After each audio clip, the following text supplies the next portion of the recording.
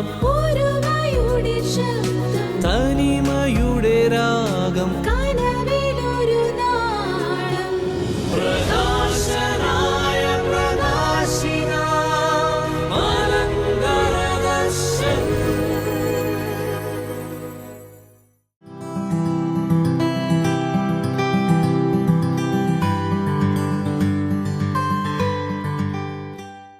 ധ്യാനപീഠത്തിൻ്റെ പുതിയൊരു എപ്പിസോഡിലേക്ക് ഏവർക്കും സ്വാഗതം.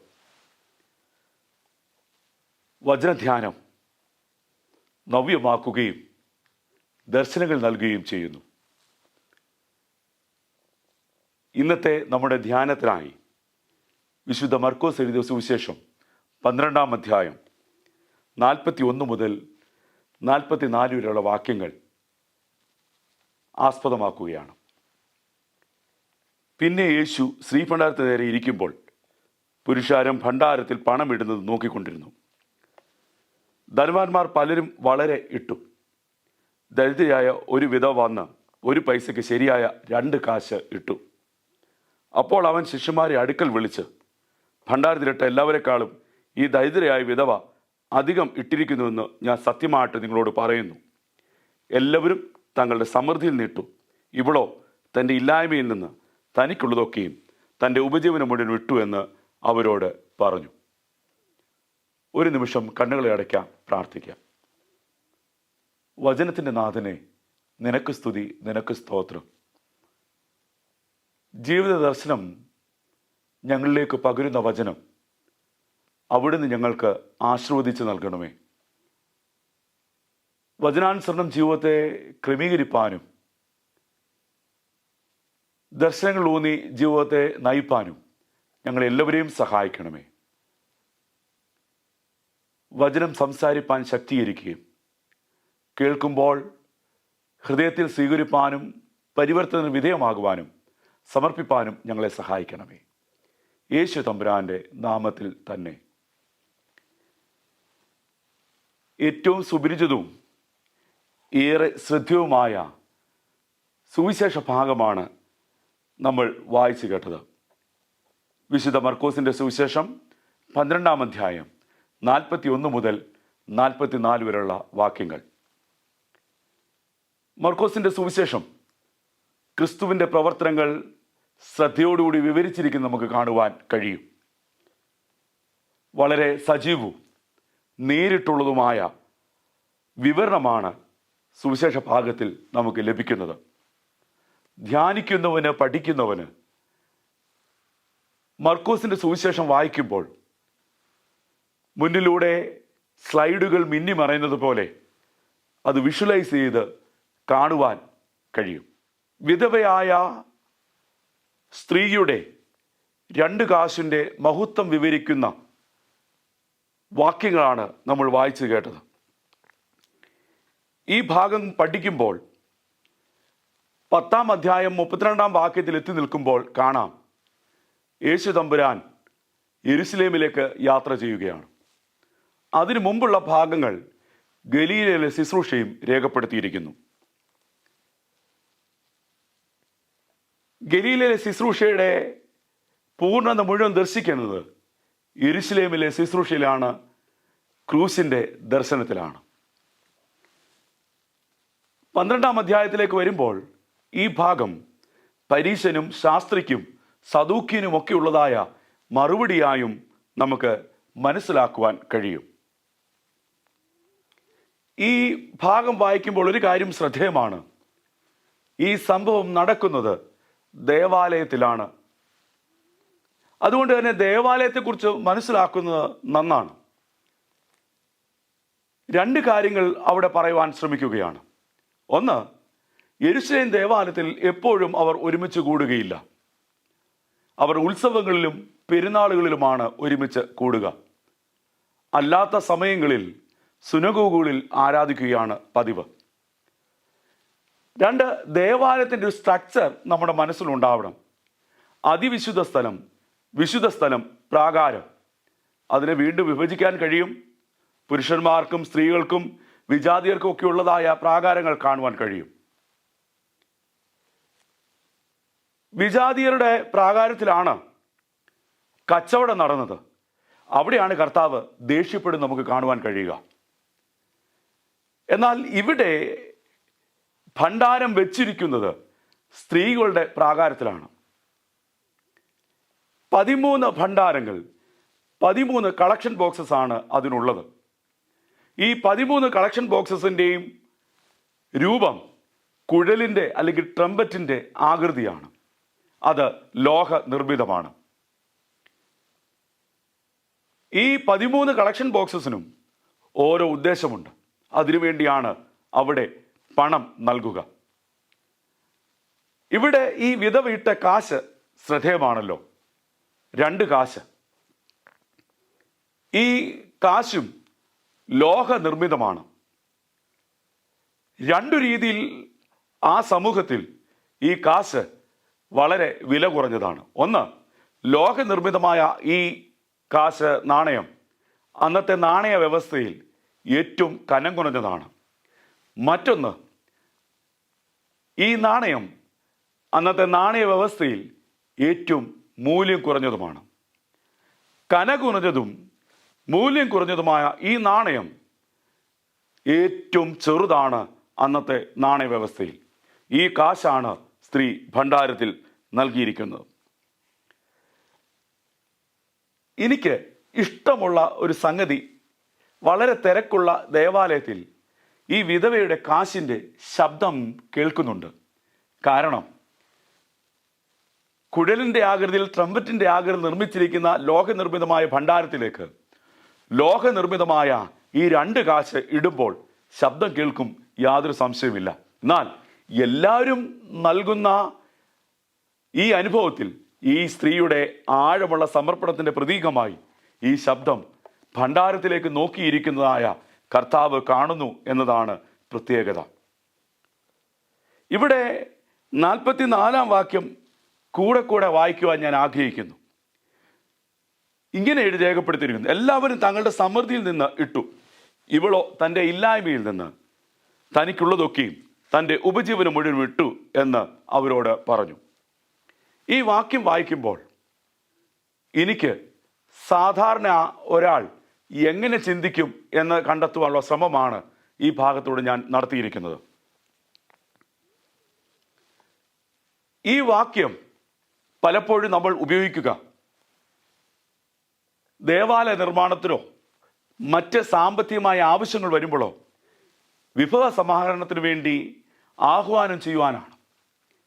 എന്നാൽ ഈ വാക്യം അങ്ങനെ അല്ലാതെയും നമുക്ക് വായിക്കുവാനും നമ്മുടെ ജീവിതത്തിൽ സ്വീകരിക്കുവാനും കഴിയും എന്നതും പ്രത്യേകതയാണ്. ഇവിടെ എല്ലാവരും സമൃദ്ധിയിൽ നിട്ടു, ഇവിടെ ഇല്ലായ്മയിൽ നിട്ടു എന്ന് പറയുമ്പോൾ ഞാൻ അതിനെ കാണുന്നത്, എല്ലാവരും തങ്ങളുടെ സമൃദ്ധിയിൽ നിന്ന് 2 കാശ് ഇട്ടപ്പോൾ ആകെയുള്ളതായ 2 കാശ് മുഴുവനുമായി ഇട്ട ഇവളുടെ സമർപ്പണം തമ്പുരാൻ ഗൗരവപൂർവ്വം കാണുന്നു എന്ന് വേണമെങ്കിലും പറയാൻ കഴിയും. അങ്ങനെയും ഈ ഭാഗം ശ്രദ്ധേയമാണ്.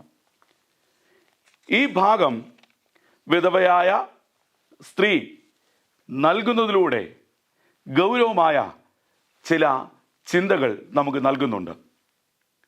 പ്രത്യേകിച്ച് ആദ്യമേ സൂചിപ്പിച്ചതുപോലെ ഗലീലയിലെ ശുശ്രൂഷ പൂർത്തീകരിച്ച് യെരുശലേമിലെ ശുശ്രൂഷയ്ക്ക് പോകുമ്പോൾ എങ്ങനെയാണ് കർത്താവ് ഈ സ്ത്രീ നൽകുന്നത് കാണുന്നത് എന്നും ചിന്തിപ്പാൻ കഴിയും. അതുകൊണ്ട് സുന്ദരമായ ഒരു ടെക്സ്റ്റാണ് നമുക്ക് ലഭിച്ചിരിക്കുന്നത്. അതുകൊണ്ട് ഈ ഭാഗം എന്ത് ദർശനമാണ് നമ്മൾക്ക് നൽകുന്നത് എന്ന് ലളിതമായ വാചകങ്ങളിലൂടെ പൂർത്തീകരിപ്പാൻ അത്രേ ആഗ്രഹിക്കുന്നത്. ഒന്ന്, ഈ ഭാഗം യാഗത്തിൻ്റെ ദർശനം നൽകുന്നു. ദേവാലയത്തിൽ നടക്കുന്ന സംഭവമാണ്. എല്ലാവരും ദേവാലയത്തിൽ വന്നുകൂടിയിട്ടുണ്ട്. വരുന്നവർ ദേവാലയത്തിൽ എത്തുമ്പോൾ അവർ അവരുടെ സാമ്പത്തിക നിലയനുസരിച്ച് യാഗം കഴിക്കുക പതിവാണ്. അതുകൊണ്ട് യാഗം കഴിക്കുന്ന വസ്തുവിനെ അവിടെ നിന്ന് വാങ്ങി യാഗം കഴിക്കും. എന്നാൽ ഒരു പ്രത്യേകതയുണ്ട്. യാഗവസ്തു കുറ്റമില്ലാത്തതാണ്, ഊനമില്ലാത്തതാണ് എന്ന് പുരോഹിതനോ പുരോഹിതൻ്റെ ആളുകളോ സർട്ടിഫിക്കറ്റ് നൽകണം. അങ്ങനെ നൽകിയെങ്കിൽ മാത്രമേ ആ യാഗവസ്തു യാഗമർപ്പിക്കുവാൻ എടുക്കുകയുള്ളൂ. അപ്പോൾ ഒരു പ്രശ്നമുണ്ട്. ദൂരെ നിന്ന് വരുന്നവർ യാഗവസ്തുമായി വന്നാൽ അതിന് സർട്ടിഫിക്കറ്റ് ലഭിച്ചില്ലെങ്കിൽ അതിനെ യാഗമായി അർപ്പിക്കുവാൻ കഴിയുകയില്ല. അതുകൊണ്ട് ആളുകൾ ദേവാലയത്തിൽ വന്ന് മേടിച്ചാണ് അർപ്പിക്കുക. ഓരോരുത്തരുടെ സാമ്പത്തിക സ്ഥിതി അനുസരിച്ച് ആടുമാടുകളെയൊക്കെ യാഗമായി അർപ്പിക്കും.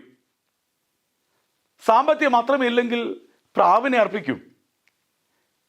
തീരെ സാമ്പത്തികമില്ലാത്തവർ വലിയ വിലയില്ലാത്ത കുരികിലിനെ യാഗമായി അർപ്പിക്കും. ഈ സ്ത്രീ യെരുശലേം ദേവാലയത്തിലേക്ക് വരുമ്പോൾ അവളുടെ ഉള്ളിലെ ആഗ്രഹം, എനിക്ക് ഈ പ്രാവശ്യം ദേവാലയത്തിൽ യാഗമർപ്പിക്കുവാൻ ഇടയാകണം. അവൾ ഈ 2 കാശ് കയ്യിൽ ഇറുക്കി പിടിച്ചുകൊണ്ട് ദേവാലയത്തിലേക്ക് വരികയാണ്. വരുമ്പോൾ അവളുടെ കണ്ണുകളിൽ ആടിനെയും മാടിനെയും ഒക്കെ വിൽക്കുന്നതായ കടകൾ കാണുന്നുണ്ട്. പ്രാവിനെ വിൽക്കുന്നതായ കടകൾ കാണുന്നുണ്ട്. ഈ കടകളൊക്കെ കാണുമ്പോൾ അവളുടെ കയ്യിലെ പണത്തിലേക്കും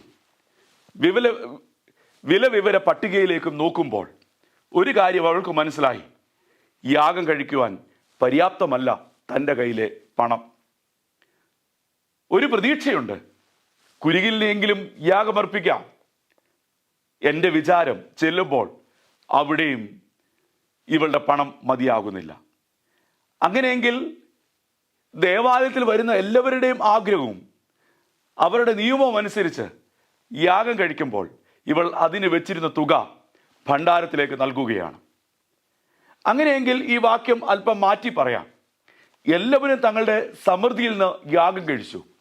ഇവളോ തൻ്റെ ഇല്ലായ്മയിൽ നിന്ന് തൻ്റെ ഉപജീവനം മുഴുവൻ നൽകി യാഗം കഴിച്ചു. അതുകൊണ്ട് ഈ ഭാഗം യാഗത്തിൻ്റെ ദർശനം നൽകുന്നുണ്ട്. പഴയ നിയമത്തിൽ നമുക്കറിയാം, പാപപരിഹാര യാഗം അർപ്പിക്കേണ്ടവരാണ്. അതിനുള്ള നിയമങ്ങളൊക്കെ പറയുന്നുണ്ട്.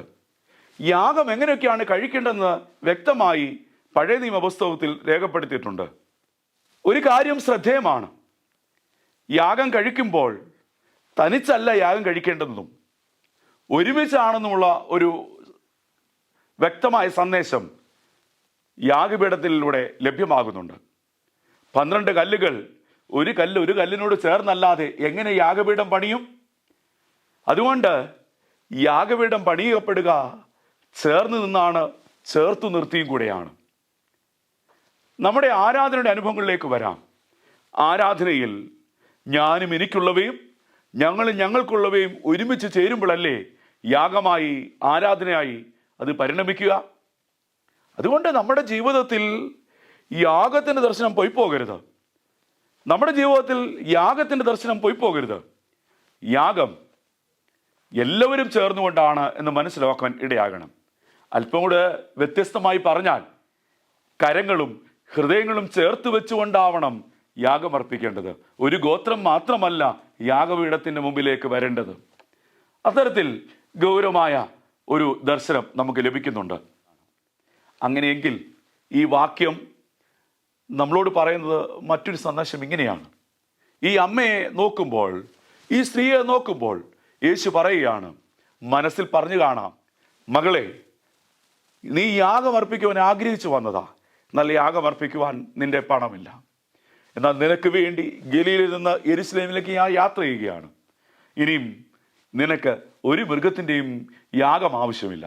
നിനക്ക് വേണ്ടി ഊനമില്ലാത്ത കുഞ്ഞാടായി ഞാൻ യാഗവസ്തുവായി മാറി. ശ്രേഷ്ഠ മഹാപുരോഹിതനായി നിന്നുകൊണ്ട് ഞാൻ നിനക്ക് വേണ്ടി യാഗമർപ്പിക്കുകയും ചെയ്തു. എൻ്റെ ശരീരം മുറിക്കപ്പെട്ടു, എൻ്റെ രക്തം ഒഴുക്കപ്പെട്ടു, നിനക്ക് വേണ്ടി ഞാൻ യാഗമായി മാറി. അങ്ങനെയെങ്കിൽ ഈ അമ്മ ഇങ്ങനെയും പ്രാർത്ഥിച്ചു എന്ന് വേണമെങ്കിൽ ചിന്തിക്കാം. തമ്പുരാനെ, യാഗമർപ്പിക്കണം എന്നുള്ളത് എൻ്റെ വലിയ ആഗ്രഹമാണ്. എൻ്റെ കയ്യിലെ പണം അതിന് തികയുകയില്ല. ഈ പണം സ്വീകരിക്കുന്നതിലൂടെ എൻ്റെ യാഗത്തെ നീ അംഗീകരിക്കണമെന്ന് പ്രാർത്ഥിച്ച് കാണാം. അതിനുള്ള മറുപടി തമ്പുരാൻ നൽകുന്നു. എന്നെ കേൾക്കുന്ന പ്രിയമുള്ളവരെ, നമ്മുടെ ജീവിതത്തിൽ നമുക്ക് വേണ്ടി യാഗമായ തമ്പുരാനെ ദർശിക്കുവാൻ കഴിയുന്നുണ്ടോ? ആ തമ്പുരാൻ്റെ മുമ്പിൽ നമ്മെ സമർപ്പിക്കാൻ കഴിയുന്നുണ്ടോ?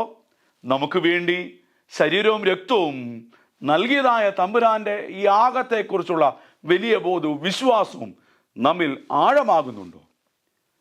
അതുകൊണ്ട് ഈ ഭാഗം നമുക്ക് നൽകുന്ന ഒന്നാമത്തെ ദർശനം അത് യാഗത്തിൻ്റെ ദർശനമാണ്. വീണ്ടും ഈ വാക്യം വിശുദ്ധ മർക്കോസിന്റെ സുവിശേഷം 12-ാം അധ്യായം 44-ാം വാക്യം നമുക്ക് വായിക്കാം. എല്ലാവരും തങ്ങളുടെ സമൃദ്ധിയിൽ നിന്നിട്ടു, ഇവളോ തൻ്റെ ഇല്ലായ്മയിൽ നിന്ന് തനിക്കുള്ളതൊക്കെയും തൻ്റെ ഉപജീവനം മുഴുവനും ഇട്ടു എന്ന് അവരോട് പറഞ്ഞു. ഈ വാക്യത്തിൽ 2 വാക്ക് ഞാൻ ശ്രദ്ധേയമായി എടുത്തു കാണിക്കുകയാണ്. ഒന്ന്, ഇല്ലായ്മയിൽ നിന്ന് തനിക്കുള്ളതൊക്കെയും ആ വാക്ക് ശ്രദ്ധിക്കാം. 2, ഉപജീവനം മുഴുവനും എന്ന വാക്കും നമുക്ക് ശ്രദ്ധിക്കാം. തനിക്കുള്ളതൊക്കെയും മുഴുവനും, ഇനി ഒന്നും മാറ്റി വച്ചിട്ടില്ല. ആകെ 2 കാശേ ഉള്ളൂ. അത് മുഴുവൻ ദേവാലയത്തിലെ ഭണ്ഡാരത്തിൽ നൽകി. ഇത് ക്രൂശിന്റെ ദർശനം നമ്മൾക്ക് നൽകുകയാണ്. അതുകൊണ്ട് രണ്ടാമത്തെ ചിന്ത, ഇത് ക്രൂശിന്റെ ദർശനമാണ്. മുഴുവനും നൽകുന്നത് കാണുന്നത് എവിടെയാണ്? ക്രൂശിലല്ലാതെ മറ്റൊരിടമില്ലല്ലോ. തനിക്കുള്ളത് മുഴുവൻ നൽകിയത് ക്രൂശിലാണ്. മുഴുവനും നൽകിയത് ക്രൂശിലാണ്. പൂർണ്ണമായി നൽകിയത് ക്രൂശിലാണ്. അവസാനത്തുള്ളി ജലവും രക്തം പോലും നൽകി എന്ന പ്രയോഗം നമ്മെ മുഴുവനും നൽകിയെന്നും പൂർണ്ണമായി നൽകിയെന്നും പഠിപ്പിക്കുവാൻ ആഗ്രഹിക്കുകയാണ്. ഇന്ന് ക്രൂശിന്റെ ദർശനം നമ്മളിൽ നിന്ന് പോയി പോകുന്നല്ലോ. മുഴുവൻ നൽകുന്ന, പൂർണ്ണമായി വിട്ടു നൽകുന്ന ക്രൂശിന്റെ ദർശനം പോയി പോകുന്നില്ലേ? എവിടെ പ്രശ്നമുണ്ടെന്ന് പറഞ്ഞാലും അതിനിങ്ങനൊരു അർത്ഥം എടുക്കണം: ക്രൂശിന്റെ ദർശനം പോയി. ഉദാഹരണം, കുടുംബജീവിതത്തിൽ പ്രശ്നമുണ്ടോ? അവിടെ ക്രൂശിന്റെ ദർശനം പോയി. നമ്മുടെ കൂട്ടായ്മകളിലും ആരാധനകളിലൊക്കെ പ്രതിസന്ധി ഉണ്ടോ? ക്രൂശിന്റെ ദർശനം ചോർന്നുപോയി. നമ്മുടെ ബന്ധങ്ങളിൽ വിള്ളൽ സംഭവിച്ചിട്ടുണ്ടോ? ക്രൂശിന്റെ ദർശനം പോയി. പൊറുക്കുവാൻ കഴിയുന്നില്ല, കരുതുവാൻ കഴിയുന്നില്ല, ക്ഷമിക്കുവാൻ കഴിയുന്നില്ല, ചേർത്ത് നിർത്തുവാൻ കഴിയുന്നില്ല. പൂർണ്ണമായി വിട്ടുകൊടുക്കുന്ന വിനയത്തിൻ്റെയും ത്യാഗത്തിൻ്റെയും ഒന്നും ഭാവങ്ങൾ കണ്ടെത്തുവാൻ കഴിയുന്നില്ല. ക്രിസ്തുവേശുള്ള ഭാവം തന്നെ നിങ്ങളിലും ഉണ്ടാകട്ടെ എന്ന ചിന്ത നമ്മിൽ നിന്നും പോയിപ്പോയില്ലേ? അതുകൊണ്ട് ക്രിസ്തുഭാവം നിലനിർത്തുന്ന ക്രൂശിന്റെ ദർശനം നമ്മിൽ നിറഞ്ഞു നിൽക്കുവാൻ പ്രാർത്ഥിക്കണം, നമുക്ക് ഏൽപ്പിച്ചു കൊടുക്കണം. ഈ അമ്മ, ഈ സ്ത്രീ ദേവാലയത്തിൽ വന്ന് നൽകുമ്പോൾ അവൾ തൻ്റെ ദർശനങ്ങളെ രൂപപ്പെടുത്തുകയാണ്. അവൾ ഈ കാശ് ഇടുമ്പോൾ ക്രിസ്തു ഇത് കണ്ടിട്ട് ഇങ്ങനെയാണ് അവളോട് പറയുക: മകളെ, നിനക്ക് വേണ്ടി ഞാൻ ഗലീലയിൽ നിന്ന് യെരുശലേമിലേക്ക് യാത്ര ചെയ്യുകയാണ്. ഈ യാത്ര നിനക്ക് വേണ്ടി ക്രൂശിൽ മുഴുവനും സകലതും ഉള്ളതൊക്കെയും നൽകുവാനുള്ള യാത്രയാണ്. ഒരു തരത്തിൽ പറഞ്ഞാൽ എന്നെ തന്നെ നിനക്കായി നൽകുന്നു. യേശുവെ പോലെ ആകുവാൻ, യേശുവിൻ്റെ വാക്ക് കേൾക്കുവാൻ ഒക്കെ കഴിയുക ക്രൂശിന്റെ സൗന്ദര്യം സൂക്ഷിപ്പാൻ ആഗ്രഹിക്കുന്നവർക്കാണ്. അതുകൊണ്ട് തന്നെ ക്രൂശിന്റെ ദർശനം പൊയ്പോകാതെ സൂക്ഷിപ്പാൻ ഇടയാകട്ടെ. വീണ്ടും 12-ാം അധ്യായം 44-ാം വാക്യം ഒന്നുകൂടെ വായിക്കട്ടെ. എല്ലാവരും തങ്ങളുടെ സമൃദ്ധിയിൽ നിന്നിട്ടു, ഇവളോ തൻ്റെ ഇല്ലായ്മയിൽ നിന്ന് തനിക്കുള്ളതൊക്കെയും തൻ്റെ ഉപജീവനം മുഴുവനും ഇട്ടു എന്ന് അവരോട് പറഞ്ഞു. ഈ ഭാഗം വായിക്കുമ്പോൾ വളരെ ലളിതമായ ഒരു ചിന്തയാണ് എന്നെ ഭരിക്കുന്നത്. ദേവാലയത്തിൽ ആണല്ലോ ഈ സംഭവം നടക്കുക. ദേവാലയത്തിൽ നടക്കുന്ന ഈ സംഭവത്തിൻ്റെ പ്രത്യേകത, വളരെ ആളുകൾ അവിടെയുണ്ട്. കാരണം യെരുശലേം ദേവാലയത്തിൽ അവരുടെ പെരുന്നാളുകളിലും ഉത്സവങ്ങളിലുമാണ് ആളുകൾ വന്നു കൂടുക. ദേവാലയത്തിൽ വളരെ ആളുകളുള്ള ഈ സമയത്ത് ഭണ്ഡാരത്തിൽ കാശുകൾ ഇടുവാൻ ധാരാളം പേരുണ്ടാവും, വലിയൊരു തിരക്കുണ്ടാകും. ഈ സ്ത്രീ തൻ്റെ രണ്ട് കൈയിലുള്ള കാശ് ഇറുക്കി പിടിച്ചുകൊണ്ട് ആരും കാണാതെ, ഒരു നാട്ടുഭാഷയിൽ പറഞ്ഞാൽ തിരക്കിനിടയിലൂടെ നൂഴ്ന്ന് കയറി ആ ഭണ്ഡാരത്തിലിട്ടു. ആരും കാണാതെ തന്നെ അവൾ ആ തിരക്കിനിടയിൽ നിന്ന് പുറകിലേക്ക് ഇറങ്ങി നിന്നു. എന്നിട്ട് തൻ്റെ രണ്ട് കൈകളിലേക്കും മാറി മാറി അവൾ നോക്കി. ഇനിയും തൻ്റെ കയ്യിൽ ഒന്നുമില്ല, ഇനിയും തൻ്റെ കയ്യിൽ ഒന്നുമില്ല. രണ്ട് കാശ് ഭണ്ഡാരത്തിലിടാതിരുന്നെങ്കിൽ മറ്റ് എവിടുന്നെങ്കിലും കടം വാങ്ങിക്കൂടെ നാളത്തെ ഉപജീവനം കഴിക്കുകയെങ്കിലും ചെയ്യാം. എന്നാൽ അതിനുള്ള സാധ്യതയും കൂടെ നഷ്ടപ്പെടുത്തിയാണ് ഇവൾ നൽകിയിരിക്കുന്നത്. ഇത് ദേവാലയത്തിലാണ് നൽകിയിരിക്കുന്നത്. അതുകൊണ്ട് ഈ ഭാഗം സുരക്ഷിതത്വത്തിൻ്റെ ദർശനം കൂടെ നമ്മോട് പങ്കുവെക്കുന്നുണ്ട്. സുരക്ഷിതത്വത്തിൻ്റെ ദർശനം ദേവാലയത്തിൽ വരുമ്പോൾ, ദൈവസന്നിധിയിൽ നൽകപ്പെടുമ്പോൾ, നാളേക്ക് വേണ്ടി ഞാൻ കരുതുന്നത് വെക്കുന്നതിനല്ല സുരക്ഷിതനായി തീരുന്നത്. പിന്നെയോ നാളേക്ക് വേണ്ടി കരുതുവാൻ എനിക്കൊരു തമ്പുരാനുണ്ട് എന്നുള്ള വിശ്വാസമാണ് എന്നെ സുരക്ഷിതനാക്കുന്നത്. ഈ അമ്മ രണ്ട് കാശ് നൽകിയത് ദേവാലയത്തിലാണ്. ഈ അമ്മയ്ക്ക് നാളേക്ക് വേണ്ടി കരുതി വെച്ചിട്ടില്ല. അമ്മ പറയുകയാണ്, ഞാൻ സുരക്ഷിതയാകുന്നത് നാളേക്ക് വേണ്ടി കരുതുവാൻ എൻ്റെ ഒരു ദൈവമുണ്ട്. ഇതല്ലേ അടിസ്ഥാനപരമായ വിശ്വാസം? എന്നെ കരുതുവാൻ, എന്നെ കാക്കുവാൻ എൻ്റെ തമ്പുരാനുണ്ട് എന്ന വിശ്വാസമാണ്.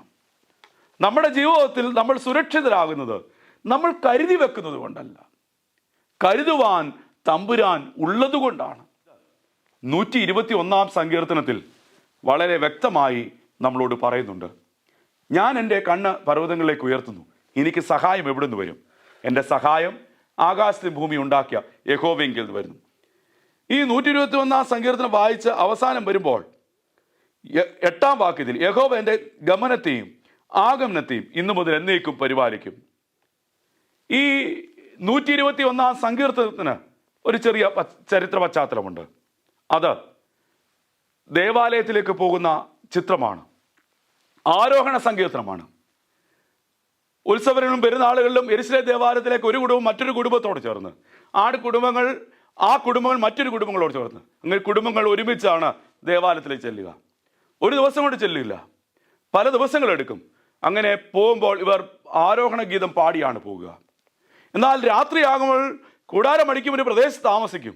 അപ്പോൾ ഇവരുടെ കൂട്ടത്തിലുള്ള വാച്ച്മാൻ ഉയർന്ന പ്രദേശത്ത് കയറിയിരുന്ന് നോക്കും, ആപത്തോ അനർത്ഥങ്ങളോ എന്തെങ്കിലും പതിയിരിപ്പുണ്ടോ, എന്തെങ്കിലും പ്രശ്നങ്ങളുണ്ടോ എന്ന് നോക്കും. അതുകൊണ്ടാണ് ആ സങ്കീർത്തനത്തിൽ പറയുന്നത്, ഇസ്രായേലിൻ്റെ പരിപാലകൻ മയങ്ങുമില്ല ഉറങ്ങുകയുമില്ല. അങ്ങനെ ഇവരോടൊപ്പം ഈ വാച്ച്മാൻ സഞ്ചരിക്കും. ഇവർ സഞ്ചരിച്ച് ദേവാലയത്തിൽ എത്തിക്കഴിഞ്ഞാൽ തിരിച്ച് അവരോഹണ ഗീതം പാടി ഭവനത്തിലേക്ക് മടങ്ങും. ഈ സങ്കീർത്തനം നമുക്ക് നൽകുന്ന സന്ദേശം ഇതാണ്, നമ്മൾ യാത്രയിലാണ്. ഈ യാത്രയിലുടനീളം നമ്മെ സൂക്ഷിക്കുവാൻ ഒരുവനുണ്ട്. അവൻ ഗമനാഗമനങ്ങളെ സൂക്ഷിക്കുന്നവനാണ്. ഞാൻ ഇങ്ങനെ പറയും, ഞാൻ തമ്പുരാൻ്റെ അടുക്കൽ നിന്ന് വന്ന് തമ്പുരാൻ്റെ അടുക്കിലേക്ക് മടങ്ങിപ്പോവുകയാണ്. അതുകൊണ്ട് ഈ തമ്പുരാൻ നിത്യതയിലെത്തുന്നവരെ എന്നെ സൂക്ഷിക്കും, എൻ്റെ ഗമനാഗമനങ്ങളെ സൂക്ഷിക്കും. നിത്യതയിലെത്തും വരെ എന്നെ സൂക്ഷിക്കുന്ന തമ്പുരാൻ. അതുകൊണ്ട് ഇതൊരു വിശ്വാസയാത്രയാണ്.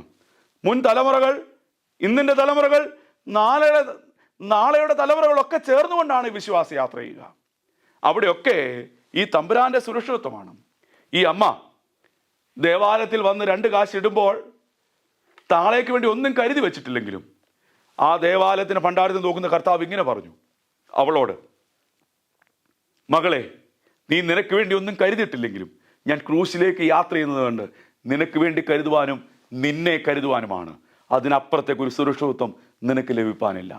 നിനക്ക് വേണ്ടി കരുതുവാനും നിന്നെ കരുതുവാനുമാണ്, അതിനപ്പുറത്തേക്ക് ഒരു സുരക്ഷിതത്വമില്ല. ഈ ദൈവകരങ്ങളിലെ സുരക്ഷിതത്വങ്ങളിലേക്ക് നമുക്ക് ഏൽപ്പിക്കാം. തമ്പുരാന്റെ സുരക്ഷിതത്വമാണ് നമ്മെ നിലനിർത്തുക. ശുശ്രൂഷകളിൽ സുരക്ഷിതത്വം നന്നേ കുറവാണ്. എന്നാൽ ഒരു കാര്യം അറിയാം, ശുശ്രൂഷയിൽ വിളിച്ചവൻ സുരക്ഷിതത്വം ഉറപ്പാക്കും. ഭവനങ്ങൾ പാർക്കുന്നുവെങ്കിലും ആ ഭവനം സുരക്ഷിതമല്ലല്ലോ. നിത്യമായ ഭവനത്തിൽ എത്തുന്നതാണ് സുരക്ഷിത ബോധ്യം തിരിച്ചറിഞ്ഞുകൊണ്ട് തമ്പുരാനെ ഞങ്ങൾക്ക് സുരക്ഷിതത്വം ഒരുക്കണമേ എന്ന് നമുക്ക് പ്രാർത്ഥിക്കാം. നാം സുരക്ഷിതരാകുന്നത് കർത്താവിൻ്റെ കരങ്ങളിൽ നമ്മെ കൊടുക്കുമ്പോഴാണ്. അവിടെയാണ് പറയുക, I M safe in the arms of God. ഞാൻ എൻ്റെ ദൈവകരങ്ങളിൽ സുരക്ഷിതനാണ്, സുരക്ഷിതയാണ്. അല്പം കൂടെ തെളിച്ചു പറഞ്ഞാൽ, ക്രൂശിലൂടെ നൽകിയ രക്ഷയാണ് എൻ്റെ സുരക്ഷിതത്വം. ക്രൂശിലൂടെ നൽകിയ രക്ഷയാണ് എൻ്റെ സുരക്ഷിതത്വം. ആ രക്ഷയിലെ അനുഭവം എൻ്റെ ജീവിതത്തിൽ സൂക്ഷിക്കുന്നതാണ് ഏറ്റവും കരുണീയമായിട്ടുള്ളത്. അതുകൊണ്ട് നിത്യതയിൽ എത്തുമ്പോഴാണ് ആ സുരക്ഷിതത്വത്തിൻ്റെ പൂർണ്ണതയിലേക്ക് ഞാൻ എത്തുക. അതിലേക്കുള്ള യാത്രയാണ്, അതും തമ്പുരാൻ്റെ കരത്തിലുള്ള യാത്ര. ഈ യാത്രയിൽ സഹയാത്രികൻ തമ്പുരാനാണ്. എമ്മവോസിലേക്ക് യാത്ര ചെയ്താലും, കണ്ണു കാണാതെ റോഡരികിലിരുന്നാലും, എവിടെ ചെന്നാലും എനിക്കുള്ള സുരക്ഷിതത്വം നൽകുന്നത് എൻ്റെ തമ്പുരാനാണ്. ആ തമ്പുരാൻ്റെ സുരക്ഷിതത്തിലേക്ക് അടുത്തു വരികയാണ്. ഈ ഭാഗം നമുക്ക് നൽകിയ 3 ദർശനങ്ങളെ പങ്കിടുവാനാണ് ശ്രമിച്ചത്. യാഗത്തിൻ്റെ ദർശനം. ഏതിൽ യാഗം ആരംഭിച്ച തമ്പുരാൻ നമ്മെ സ്വീകരിപ്പാനായി, നമ്മെ വീണ്ടെടുപ്പാനായി, നമുക്ക് നഷ്ടപ്പെട്ട സന്തോഷത്തെ തിരികെ നൽകുവാനായി കാൽവർ ക്രൂശിൽ യാഗമാകുന്നു. ഗലീലയിൽ നിന്ന് യെരൂശലേമിലേക്ക് യാത്ര ചെയ്യുന്ന തമ്പുരാൻ ഈ അമ്മ നൽകുന്നതിലൂടെ പറയുകയാണ്, യാഗം കഴിക്കുവാൻ കയ്യിലൊന്നുമില്ലെങ്കിലും നിനക്ക് വേണ്ടി ഞാൻ യാഗമാകുന്നു. യാഗവസ്തുവും യാഗമർപ്പിക്കുന്നതിനും ഒരുവൻ തന്നെ. നമുക്ക് ക്രൂശിന്റെ ദർശനം നൽകുന്നു. പൊറുക്കുവാൻ, ക്ഷമിക്കുവാൻ, വിട്ടുകൊടുക്കാൻ ഒക്കെ കഴിയുന്ന ക്രൂശിന്റെ ദർശനം. ക്രിസ്തുവായി അഭിനയിക്കുന്നതല്ല, ക്രിസ്തുവായി ജീവിക്കുവാനുള്ള വിളിയാണ് ക്രൂശിന്റെ ദർശനം. മറ്റുള്ളവർക്ക് വേണ്ടി സകലവും നൽകുന്ന, മറ്റൊരു ക്രിസ്തുവായി രൂപാന്തരപ്പെടുന്ന വിശാലമായ അർത്ഥം ഈ അമ്മ നൽകുമ്പോൾ ഗലീലയിൽ നിന്ന് യെരൂശലേമിലേക്ക് പോകുന്ന കർത്താവ് പറയുകയാണ്, മുഴുവനും നൽകുവാൻ കഴിയുന്ന ക്രൂശിലാണ്. നിനക്ക് വേണ്ടി എന്നെ തന്നെ നൽകുകയാണ്. ഇതെൻ്റെ ശരീരം, ഇതെൻ്റെ രക്തം, ഇതിൻ്റെ ഓർമ്മയ്ക്കായി ചെയ്യുവിൻ. ഇത് സുരക്ഷിതത്വത്തിൻ്റെ ദർശനമാണ്. നാളേക്ക് വേണ്ടി കരുതി വെക്കുന്നുണ്ടല്ല, കരുതുവാൻ തമ്പുരാനുണ്ടല്ലോ. എല്ലാവരും ബാധ്യതയായി കാണുന്ന ലോകത്ത് നമ്മുടെ നന്മകൾ ആർക്കും പ്രയോജനമാകാതെ വലിച്ചെറിയുന്ന ലോകത്ത് സുരക്ഷിതത്വത്തിൻ്റെ ദർശനം നമ്മൾ പഠിപ്പിക്കുകയാണ്. One person's trash is another person's treasure. You won't be a burden, you would be a blessing എന്ന് പറയാൻ കഴിയുന്നത് ഈ ക്രൂശിന്റെ സുരക്ഷിതത്വത്തിൽ ജീവിക്കുന്നത് നമുക്കാണല്ലോ. നിത്യതയോളം എത്തുന്ന, അതിൻ്റെ പൂർണ്ണതയിൽ അനുഭവിക്കുന്ന സുരക്ഷിതത്വം ക്രൂശിൽ തൻ്റെ ജീവനെ നൽകുന്നതിലൂടെ തമ്പുരാൻ നമുക്ക് വേണ്ടി ഒരുക്കുകയാണ്. വിശ്വാസയാത്രയാണ്. ഈ സുരക്ഷിതത്വം ഒരുക്കുവാൻ സഹയാത്രികനായി തമ്പുരാനുണ്ട്. അതുകൊണ്ട് ദൈവമേ, എന്നോട് കരുണ ചെയ്യണമേ, കുറിയലായിസോൻ. നിന്റെ യാഗത്തിൽ പൂർണ്ണമായി വിശ്വസിച്ച്, പൂർണ്ണമായി നൽകുന്ന ക്രൂശിന്റെ ദർശനം ശിരസാ വഹിച്ച്, സുരക്ഷിതമാകുന്ന ദൈവകരങ്ങളിൽ സമർപ്പിച്ച് മുൻപോട്ട് യാത്ര ചെയ്യുവാൻ എന്നോട് കരുണ ചെയ്യണമേ, കുറിയലായിസോൻ.